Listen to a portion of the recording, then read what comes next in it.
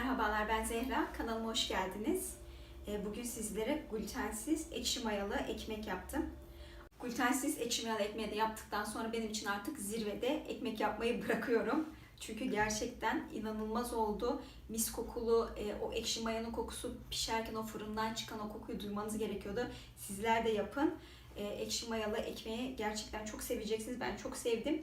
Hem de çok az malzemelerle böyle hani artık yumurta sevmeyenler, yumurtasız oluyor mu diyenler, sütsüz oluyor mu diyenler için de yaptım aslında.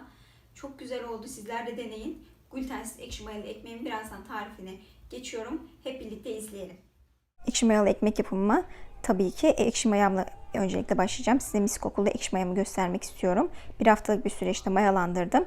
Glutensiz ekşi maya yapımı ise yukarıda i harfi çıkacaktır. Oraya linkini bırakacağım ve yorumlar kısmında ekleyeceğim. Oradan ekşi maya yapımını bulabilirsiniz. Öncelikle yoğurma kabıma 1 su bardağı glutensiz un ilave ettim. Daha sonra ise üstüne mayamı ilave ediyorum. Tabii kavanozun hepsini güzelce boşaltacağım. Ziyan olmasını istemiyorum. Yine tahta kaşıkla, kesinlikle demir kaşık değdirmiyoruz. Tahta kaşıkla iyice sıyırdım. Daha sonra ise unla bunu parmak uçlarımızla mayayla unun her tarafına temas edecek şekilde yoğurmaya başlıyoruz. Parmak uçlarımızı hafif hafif yoğuruyoruz.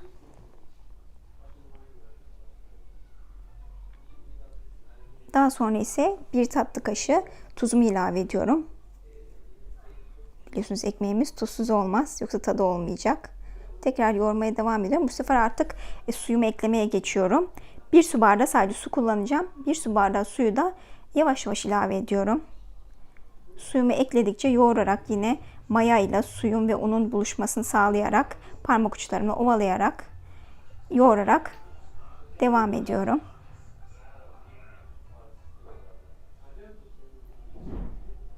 Yoğururken bile o ekşi maya kokusunu duyabiliyorum. Çok güzel kokuyor. Suyumun tamamını ekliyorum. Artık 2. bardak glutensiz unumu ekleyeceğim. Bu sefer de Sinangil unundan 1 bardak ekledim. 1 su bardağı, şimdiye kadar 1 su bardağı halk ekmek unu ekledim. 1 su bardağı da Sinangil'in glutensiz ununu ekledim. Yine bunları yoğurdum. 1 su bardağı da yoğurt suyundan ilave ettim. Ev yapımı yoğurt suyu. Güzel bir lezzet versin diye. Tabii ki ev yapımı olması önemli, yoğurdunda hazır olmasın. Daha sonra ise 3. su bardak glutensiz unumu ekledim. Yine yoğurmaya devam ediyorum artık. Hamurum şekil almaya başlıyor yavaş yavaş. Yine kenarlarını içe ala hamurumuzu yoğuruyorum. Şimdi 4. su bardak glutensiz unuma geçtim. 4. su bardak glutensiz unumu da hepsini birden tabii ki boşaltmıyorum. Hamuru yoğurdukça azar azar ilave ediyorum. Şimdi artık ekşi mayamı tekrar bir kaba alacağım. Bunu da dolapta muhafaza edeceğim. Temiz bir kaba, ağzı kapaklı bir kaba. Aynı yoğurduğum hamurumdan aldım. Bunu da ağzını kapatıp bu ekşi mayayı 1 hafta kadar dolapta, buzdolabında muhafaza edebiliriz. 1 hafta sonra bunu çalıştırmamız gerekecek. Mayanın tekrar aktif hale gelmesi için 1 hafta içinde tekrar ekmek yapmanız gerekiyor.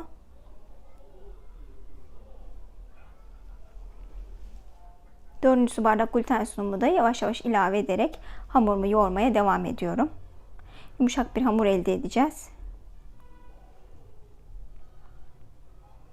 Glutensiz ekşi mayalı ekmeği yaptıktan sonra kesinlikle hep bu ekmekten yapmak isteyeceksiniz. Yani özlediğimiz o ekşi mayalı ekmeği sonunda ulaştım. Hem çok hafif, hem böyle içerisinde çok az malzemeyle bildiğimiz su, tuz, unla yaptığımız bir ekşi mayalı mis kokulu bir ekmek oldu. Artık hamurum oldu. Masama da zeminime de çok az bir unumu ilave ettim. Hamuru böyle toparlayacağım. Sadece şeklini vereceğim. Masanın üzerinde de tekrar yine aynı şekilde kenarlarını içe ala hamurumu iyice yoğurmaya devam ediyorum, ekmek hamurumu. Ekşi mayalı glutensiz ekmek hamurumu. Görüyorsunuz yine yumuşak bir hamur oldu. Bunu da yoğurması çok zevkli.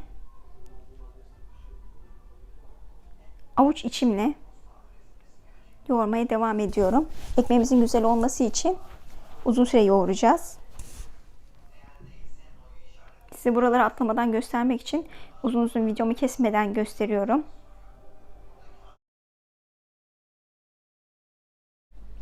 Glutensiz ekşi mayalı ekmek yapanlar genelde göreceksiniz ki demir döküm tencerelerde yapıyorlar.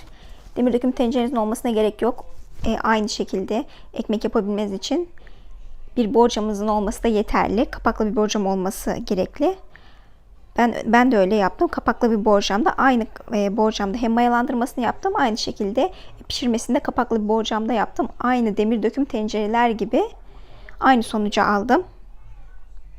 İlla yani demir döküm tenceremizin olmasına gerek yok. Kapaklı bir borcamız da olsun yeterli. Şimdi ekmeğimi artık mayalandırmaya bırakacağım. Bir bez serdim. Altına bez sermem nedeni ise hamurumu sıcak tutacak ekmeğimi. Sıcak tuttuğu için de mayalandırması daha güzel olacak. Onu da yine altına bir un serptim.